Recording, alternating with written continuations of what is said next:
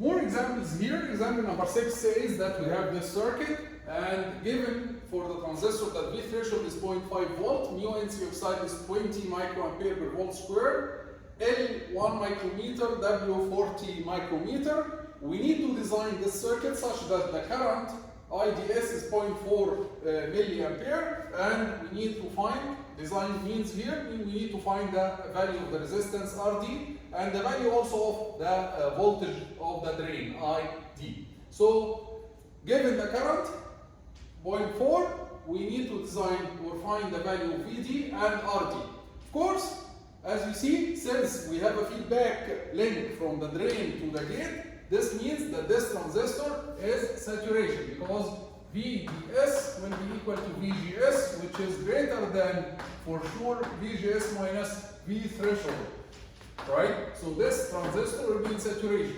We need the current to be 0.4 milliampere, and we know that since we are in saturation, the current equals Kn over 2 VGS minus V threshold squared. So from this equation, if we know V threshold, Kn and the current, we can calculate VGS, right? And if we calculate VGS, VGS is equal to VGS, right? So using KVL, we can calculate the value of the resistance. So it's always good to have a big picture of how your solution will go. So from the current, we get VGS, and from VGS, we have VDS, and from VDS, we apply KVL in this loop. We know the current, we know VDS, so the only unknown will be RD. So this is the big picture. So from the current here, we will substitute 0.4 milli equals Kn. Kn is mu N C oxide W over L. So it will be 20 micro. Of course, we have half. 20 micro. We multiply by 10 to the power negative 3 to convert to milli. Multiply by W over L, 40 over 1. VGS, this is we don't know, minus V threshold 0.5 squared. So from here, as you see, you can calculate VGS, and because you are going to take square root of this equation, you are going to probably get two values. So for example, you reach to this equation in the middle.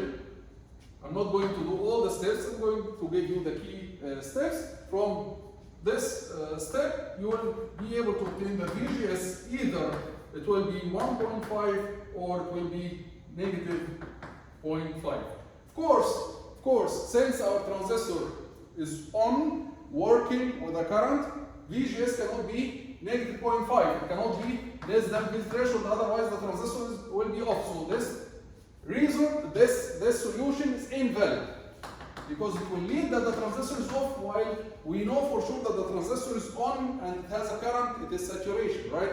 So the only valid solution here is VGS equals 1.5, which is the same as VDS, right? The same as VDS. VGS is the same as VDS. So we know now that VDS between the drain and the source is 1.5 volt. Now we can apply KVL in the drain source loop. Apply KVL at the drain source loop. KVL at the drain source loop says what? 3 volt equals 1.5 plus the drop here. 3 equals 1.5 plus IDS RD. Right? So we know IDS is 0.4 milli. So the only unknown in this equation is RD. So we can say that RD equals 3 minus 1.5 over ID, which will give you that RD equals 3.75 kilo ohm. And by the way, VDS here is the same as VD. So you can say that VD equals VDS. Why? Because the source is connected to the ground. So the difference between the drain and the source is the same as the voltage of the drain, right? So it is VD is the same as VDS, which is 1.5 volt, and like this we solved our problem. Let's move to the next example. We have this circuit, and V threshold is given as 1, Kn is given as 1 milliampere per volt square. We need to design the circuit such that the drain voltage is 0.1 volt. So we need to calculate the RD, the value of RD, okay, and to guarantee that the drain voltage is 0.1 volt. So here, before we start, can we predict or can we have a knowledge about the status of this transistor? Yes, we can. Why? Because if you want the drain voltage to be 0.1, then we know for sure that VDS will be 0.1 minus 0, it's 0.1. Also, the gate here is connected to 5, so we know that VGS will be 5. What about VGT? If you want, you can say that VGT equals 5 minus 0.1, it's 4.9, right? So, here, VDS is 0.1, VGS is 5. So if we compare VDS to VGS minus V threshold, VGS is 0.1, while VGS minus V threshold, it's 5 minus V threshold 1 equals 4. You will find that VDS is less than VGS minus V threshold, which means that our transistor will be in the triode region, for sure. So for sure, our transistor will be in the triode region because VDS is 0.1 less than VGS minus V threshold, right?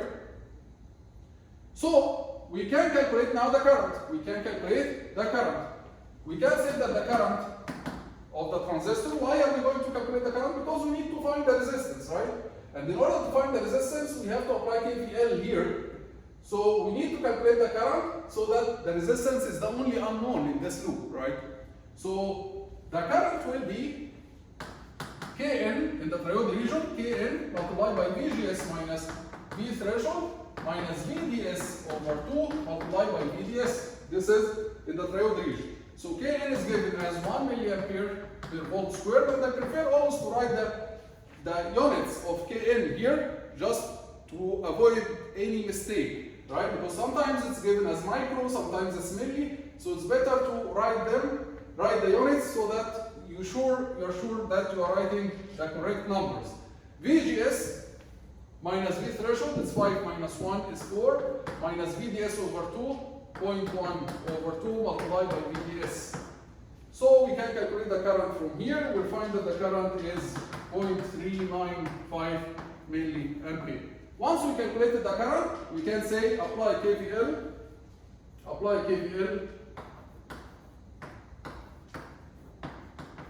at the drain source loop. KVL at the drain source loop says that 5 equals 0.1 plus the drop here, right? 5 equals 0.1, which is VDS, plus the drop RD multiplied by RD. So we can say that RD will be 5 minus 0.1 over ID. ID is already calculated, so this will give us that RD will be approximately 12.4 kilo ohm.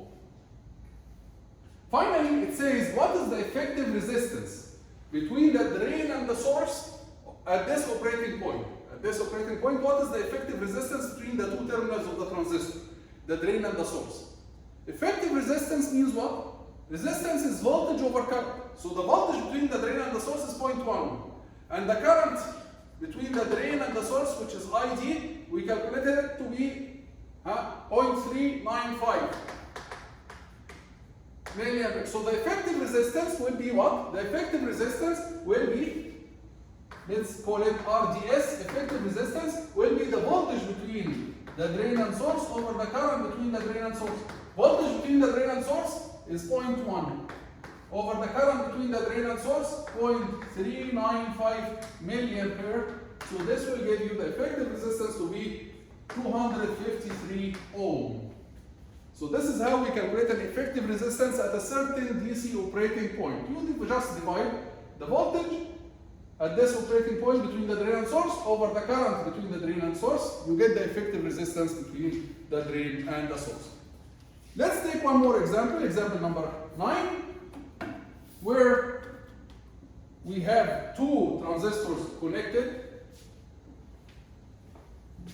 in series.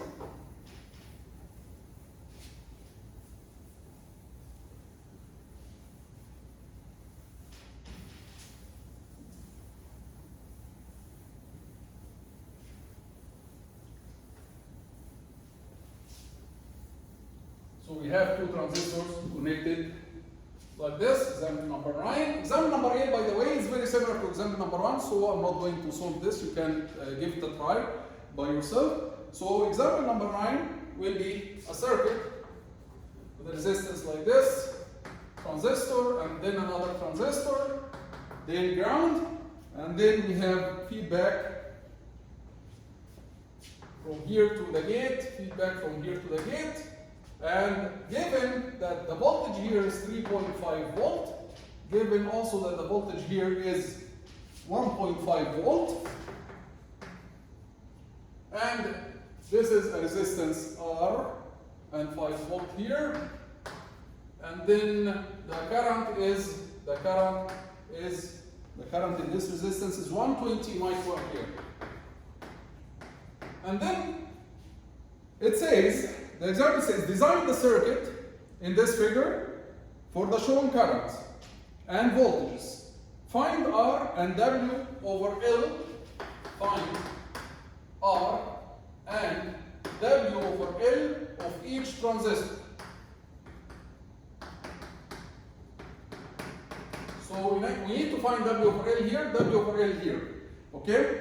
Given that V threshold is 1 volt, given V threshold equals 1 volt and mu n C oxide equals 20 microampere per volt square. So mu n C oxide is given, V threshold is given, the voltage of the drain here is given, the voltage of the drain here is given, the current is given. Let's first look at the circuit and give it a thought a little. Let's think about it. So this transistor, there is a feedback lane, so this transistor will be saturation. This transistor also, there is a feedback lane, saturation. So both transistors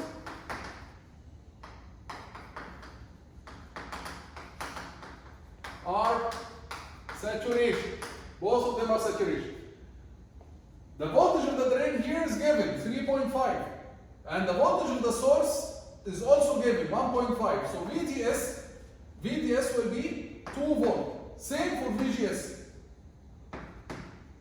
And VDS here, 1.5 minus 0, it's 1.5. Same for VGS, 1.5. So we know VDS and VGS. We know VDS and VGS. By the way, let's call this transistor, let's call it Q2. This is Q2 and this is Q1. So for transistor number 2, VDS2 equals VGS2 equals 2 volt. And VDS1 equals VGS1 equals 1.5 volt. For both transistors, the current here, 120 microampere. Is there any current that will go to the gate? No, the current of the gate here is 0. 0 ampere. Same here, the current of the gate is 0 ampere. So the current 120 microampere will go here. And it will go here. So the current of both transistors is the same, 120 microampere. So these are all the information that we can obtain from the figure of the circuit, right? First, we can calculate R simply. How? We know the voltage here, we know the voltage here, we know the voltage up and down across the R. So the voltage drop across the resistance is 1.5 volt, 5 minus 3.5. And the current is 120. So we can say that R equals 5 minus 3.5 over 120 microampere. Right? So this will give us the voltage, this will give us the resistance R. The resistance R will be 12.5 kilo ohm. 12.5 kilo ohm. Now we calculated R. We need to calculate W over L of each transistor. Remember that since both of them are saturation, the current of the transistor in the saturation is mu n, half mu n. C oxide, don't forget the half. W over L, VGS minus V threshold squared. So for transistor, mu n C oxide is the same for both, 20 microampere per volt squared. So half multiplied by 20 microampere, it will be 10 microampere per volt squared multiplied by W over L.